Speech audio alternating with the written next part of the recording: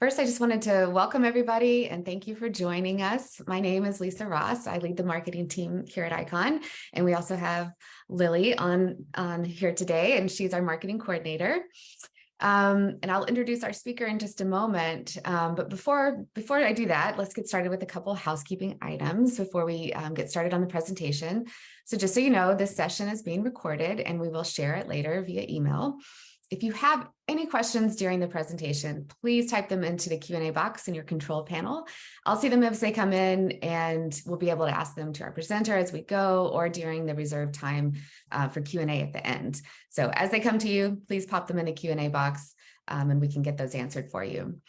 Now I'm excited to introduce our speaker today. This is Lori Rowley. Lori is a social entrepreneur dedicated to building companies that improve financial security. She's also my fearless leader. She's co-founder and president of Icon, the country's first universal retirement plan. She's also the founder of several successful companies, including NARP and InLabs, where she still holds board positions. Lori has a background in behavioral finance and research, having helped launch the Behavioral Finance Forum. She's widely regarded as an expert in financial decision-making, human-centered design, and strategy. Now, before I hand it over to Lori, I want to do a quick, fun poll to test your knowledge. So I'm going to launch it right now. Can everyone see the poll?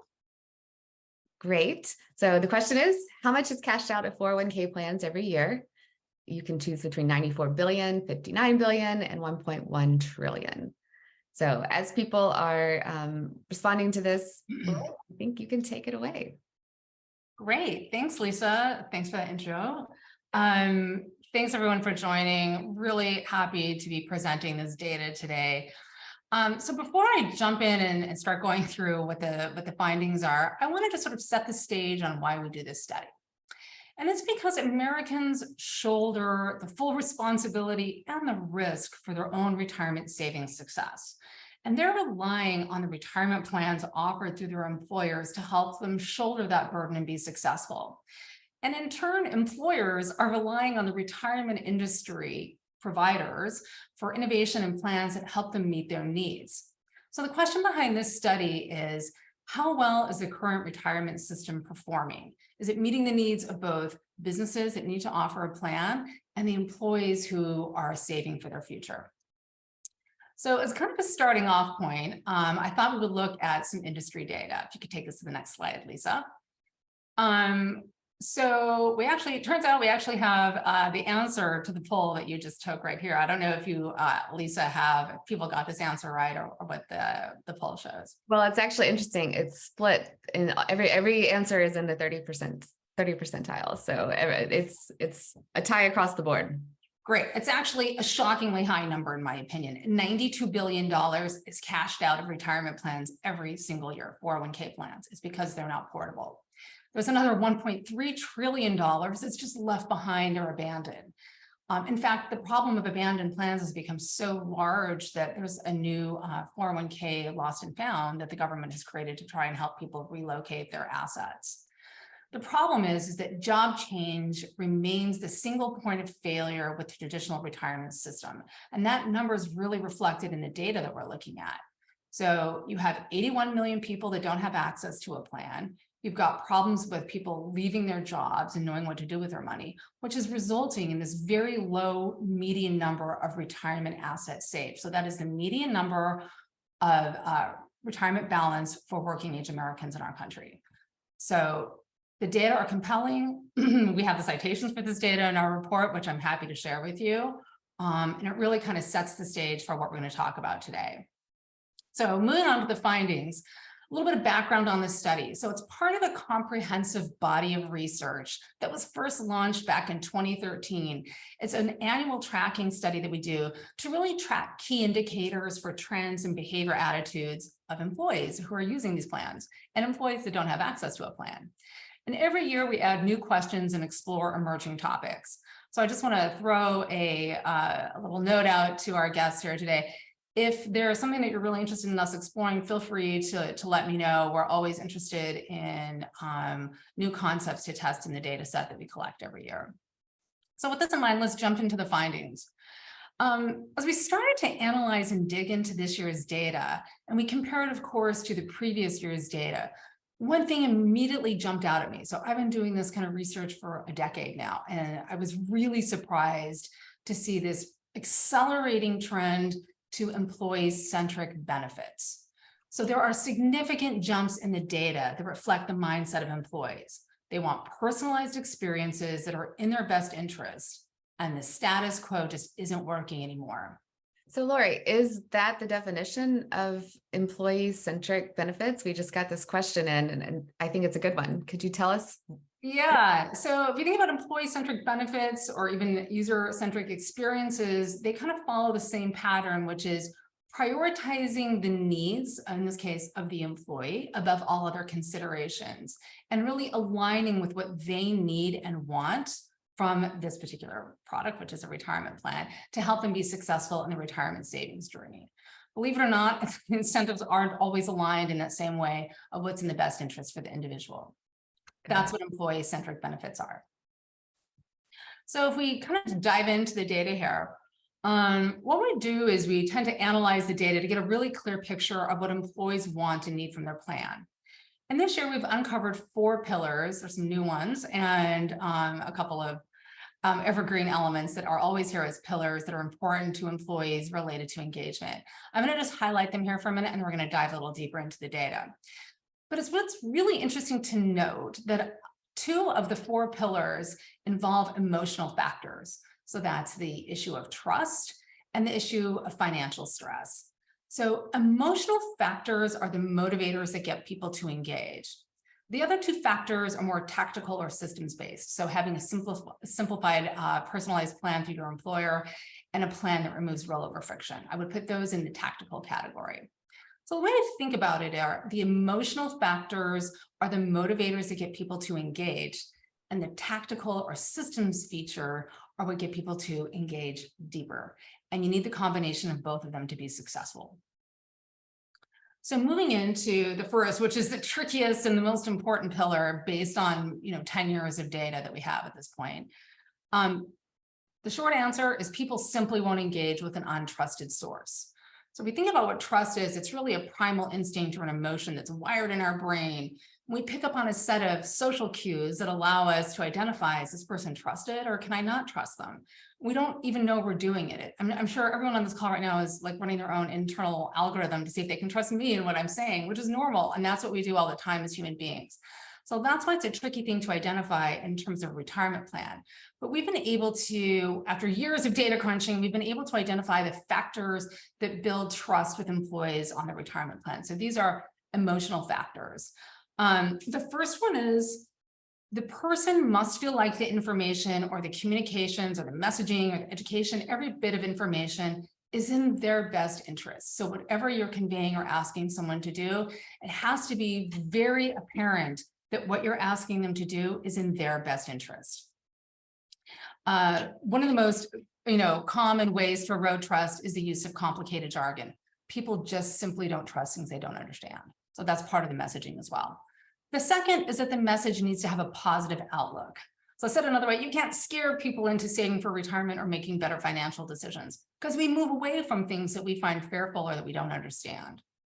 And the third issue is fee transparency. So sorry to my colleagues in the retirement industry, but we've done a terrible job on this one about being transparent with both employers and employees. There's a complete lack of transparency about how much things cost, the fees you're paying in a plan, and that has a massive erosion effect on trust. So you can see on the next slide why trust in financial institutions tends to be a bit low, those factors that we just discussed. We have some really good trend data here to look at. So you can see there's this big delta between trust and confidence. So I'll just explain what confidence is and trust and why we measure both of them. So confidence is really asking the person, do you feel like this entity has the capability or expertise to do the thing that you've asked them to do? And trust is, do you trust that they're going to do it, right? Do you think they're going to do the thing that they say that they can do? So that's what the delta is. We believe more in the competency component rather than a trusting them to do the right thing. So if you look for this year in 2022, you'll see that trust is 16%, which is actually on the higher side for this study. So that means 16% of the people in our study trust financial institutions to do the right thing. 28% of them have confidence in financial institutions to do the right thing. We added in on the next slide, we decided to measure trust and confidence in state governments.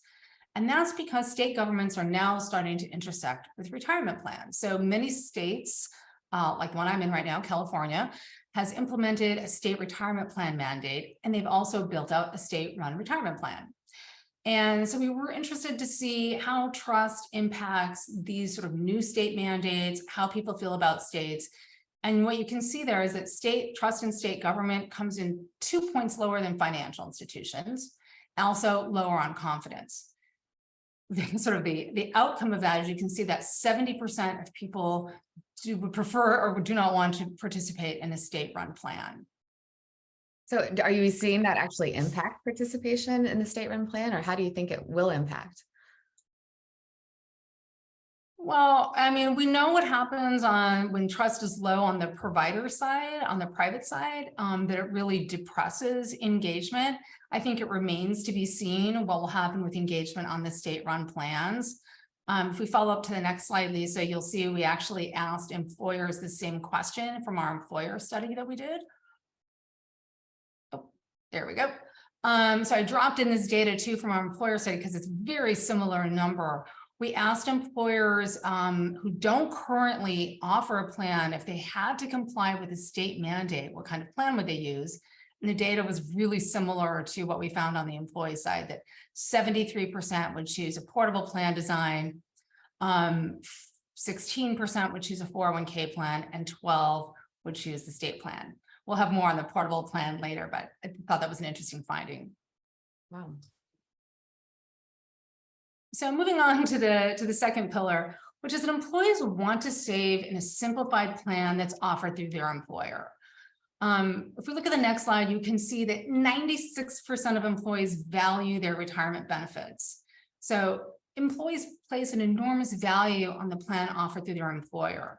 And one of the reasons is because having access to a retirement plan is sort of one of those initiations into career success. It says, hey, I have a retirement plan, makes employees feel more valued, and that's why it's a great tool to help attract and retain talent. So there's this sort of misinformation out there a lot of times that employers think my employees don't want to save for retirement. It's actually the second most requested benefit behind healthcare is to have a retirement plan.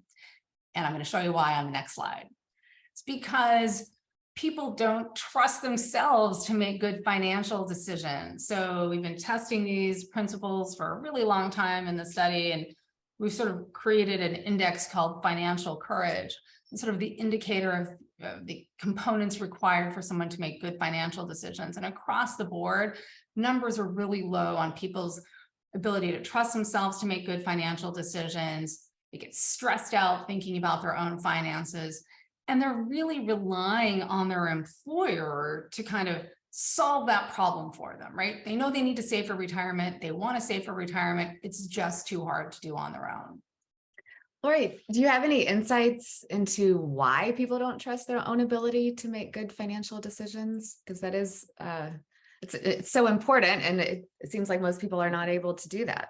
It's a good question. I mean, we're essentially asking people to be their own pension managers, and that's a really complicated thing to do. I mean, you have to understand investing principles and asset allocation and diversification and new kind of investments, and construct a portfolio for yourself that will last over a lifetime of saving. So it's just very, very hard. In addition to that, there's just so much jargon that's used in the industry. It's confusing to people. So this doesn't have anything to do with education level or knowledge. It has to do with how can the average person just keep up with all the changes that are happening in the fast-paced world of financial services? I mean, it's hard for me, and I live in that world. So I can't imagine what it's like for people who are busy in their day-to-day lives. Thanks. Yeah, that makes sense. Yeah. Okay, so pillar 3 really gets at why the status quo isn't cutting it anymore. Personalization is no longer optional. It just isn't. We live in a world that's defined by engaging digital experiences. If you want to pass this up to the next slide, Lisa, we'll show that what the data say. So people expect and really demand more personalized and tailored experiences to them. So this, I find the data on the slide really compelling. and it shows the dissatisfaction that people have with their current offerings.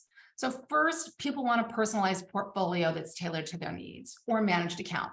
You see that out in the fintech world. People are getting that really easily. It hasn't translated yet to the world of retirement. Second, they want access to emergency savings through the retirement account. So it's an interesting thing, knowing that you can actually get some of your money out if you were to need it for an emergency, increases savings rates. It makes people happier with their savings decisions and choices, because you want to know you have a little escape door there if you need it. And the third, and this one is really the shocker for me, which is 80% of employees, so these are active participants in a plan, would rather have a discretionary cash bonus instead of a match. So what we're seeing here and what we're picking up on is that employees want the autonomy and the freedom to decide where to improve their own financial wellness and what their priorities are. They want to have autonomy over those kinds of financial making decisions. And fourth is portability. So our definition of portability is that a plan travels with you from job to job without a rollover required and no change in investments. This has been an evergreen factor for the last few years in our study. Portability as a desired outcome or change is very, very high in this study. If we go to the next slide, I want to just show you why we're really focusing on this idea of employee-centric retirement is accelerating. Look at the change in the data from the last study that we did. So the number in yellow shows the percent increase from 2020. Look at the number of people that want emergency savings attached to the retirement plans. 47% increase from last year's study. 45% increase in the number of people that want a bonus instead of a match. Really, really high, and really is just counterintuitive to what the industry is sort of forwarding. Full portability was already pretty high, so that one did see an 18% increase, so that was already a very high number. And the same with the personalized portfolio, continuing to see that move and acceleration into employees really demanding benefits that help them in their needs. I'm really surprised about the 80% wanting a bonus instead of a match, but how do you sort of touched on why you think that is, but could you explain it a little bit more? Yeah, I think people are much more aware, I think for a few reasons, obviously the pandemic being one of them. People have really placed a high focus on their own financial priorities and wellness issues. And they're juggling, student loans and debt and maybe taking care of a parent. And I think people want to have autonomy over those decisions. The other topic that was surfaced in our last year's study here on the match is that people tend to feel like the match can be a little bit of a tricky thing. So you think you're getting this match, and oftentimes it's on a vesting schedule. So if you don't stay at the employer for 5 years, many times the employer will claw back that match. So someone will think they're getting something, and then it turns out they left after 3 years, they didn't get it, the employer pulls that match out. So it gets to that trust level, right? So it's not transparent. Sure, if you were to read the plan document in between the lines and really look at it, then you would know, but no one really does that. And no one's really highlighting that for employees because it's sort of the little secret of the match. So that's the problem with the match as well. Yeah, if you've been burned before, then it makes I'm not going to trust you. Yeah, just give it to me because I don't know what kind of tricky thing you're going to be doing with my money. So that's a very, very strong trust erosion. That makes sense. Yeah. So the fourth pillar is something that we kind of all know about. We read about it, is financial stress continues to escalate and employees want relief from financial stress. We see on the next slide, you'll see there was a 10-point jump from our last study. It's now 63%. Millennials, if you slice the data by that number, are at another 10 on here. It's 73% people millennial age feeling financial stress. So feels like that it's just getting hotter in there in the world of financial stress. Icon, we always like to look for remedies for things. So on the next slide, we're going to talk about some of the cures for financial stress. Having a personal retirement plan is a good one. It makes people feel like they have what I like to call a financial safety blanket. Like you have this retirement account, you're going to be okay in the future, and you could tap into it if you needed to. Also, having emergency savings, a huge way to help relieve stress, again, for the same reason. It gives people comfort to know that they have something saved away should they need it in an emergency. We've all learned in a very real way over the last couple of years that emergencies and unexpected things happen, and folks that have some money put aside have that to tap into when that happens. Then the other issue is that people with higher levels of financial literacy tend to have lower levels of financial stress. That sounds like a really easy thing to say. That one's really tricky though, because how do you deliver financial literacy? It's a very tricky thing that the industry's had a hard time doing. People just don't want to engage very often with financial literacy. So the trick is to deliver financial literacy at key decision times. So that it's the thing that you're teaching the person about is related to the action that you want them to take. On the next slide, this isn't exactly one of our pillars, and it's sort of related though to the stress section, which is everyone needs a plan. So we showed earlier that 81 million people don't have access to a plan. By the way, it's not the same 81 million people. It changes all the time. You can work for an employer today where you have access to a plan. Tomorrow, you might not. So that number is constantly changing, and it's people moving in and out of it all the time. It's not a static group of people. So here's the deal. So everybody needs and everybody wants a plan, whether you're W-2 or 1099. So the impact of not having a plan is really profound.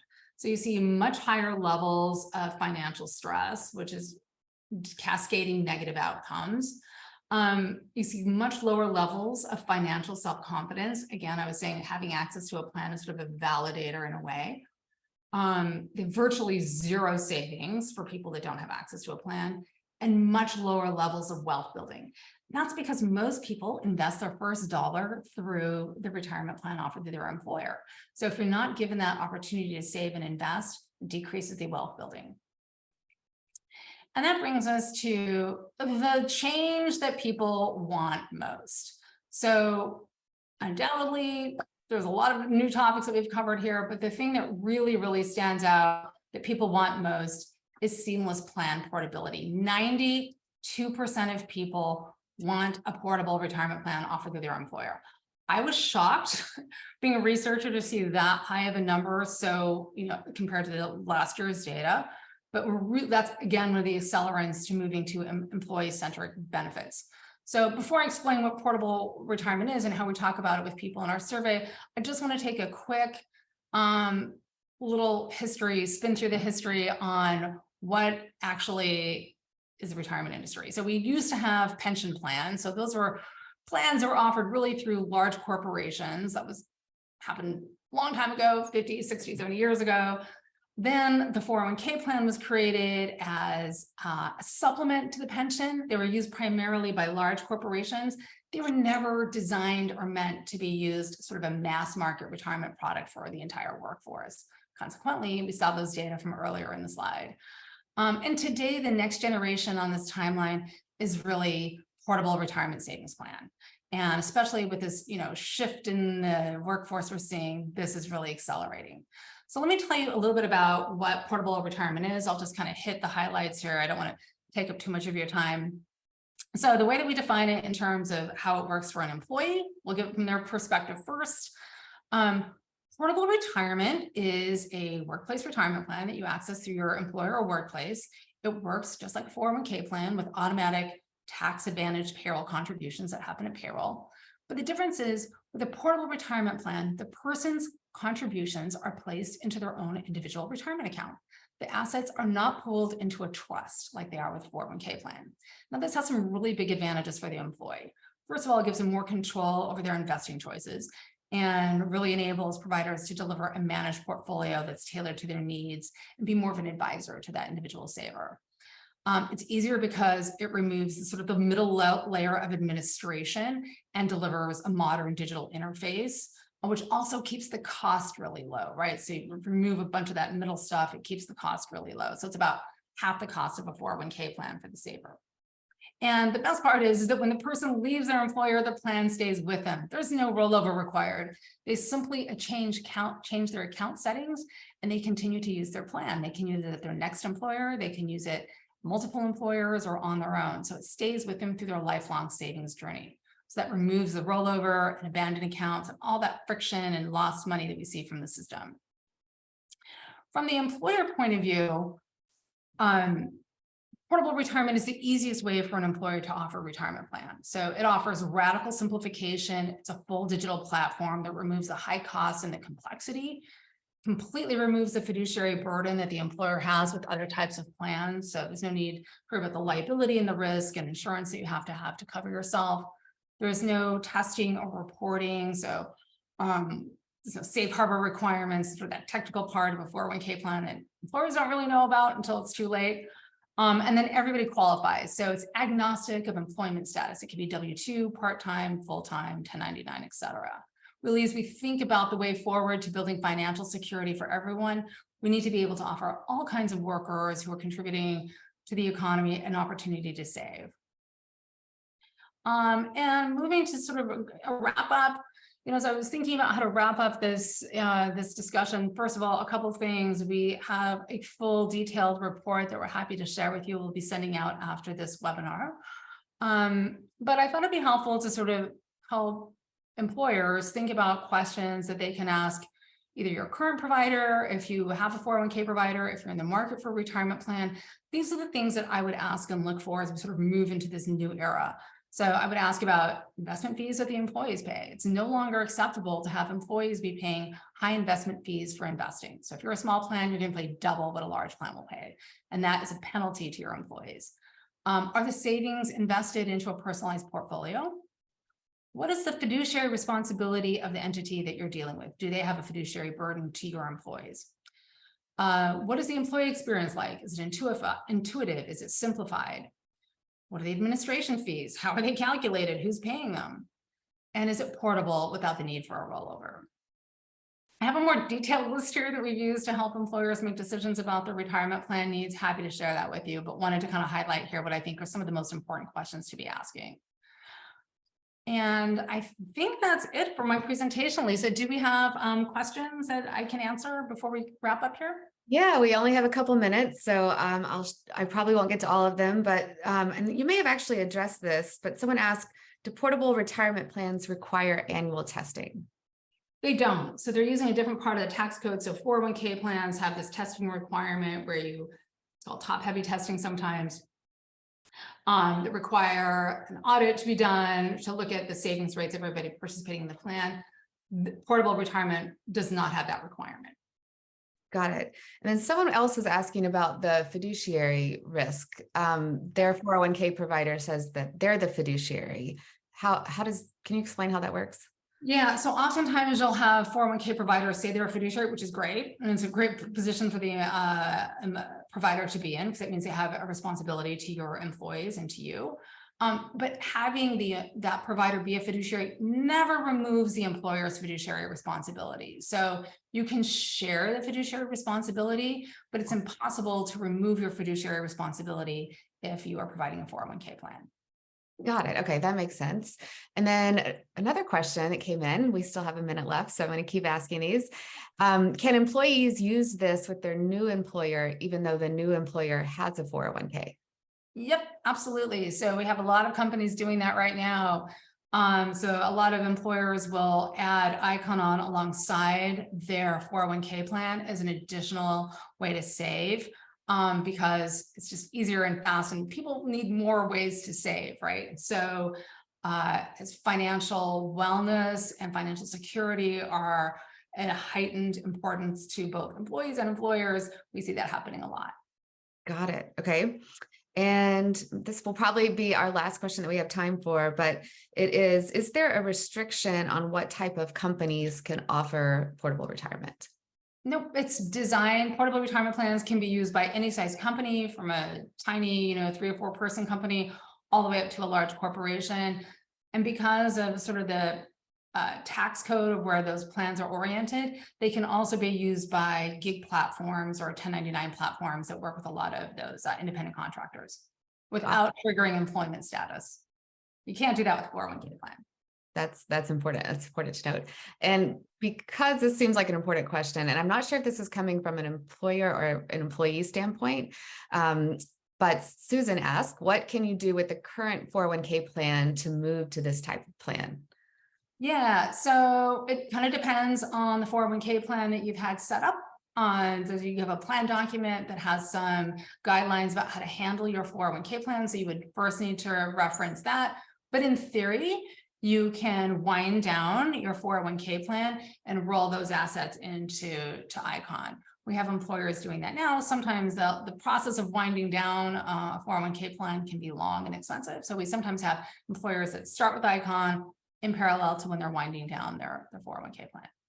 All right, that's great. Well, we're right on the nose at 9:30, so we'll wrap up here. But this was super informative, and thank you for everyone who asked a question and joined us today. If you do have additional thoughts or questions, you can contact me at marketing@iconsavingsplan.com. And again, we'll be sending out this recording and a copy of the full report, so check your inbox for that. Thanks again for joining us.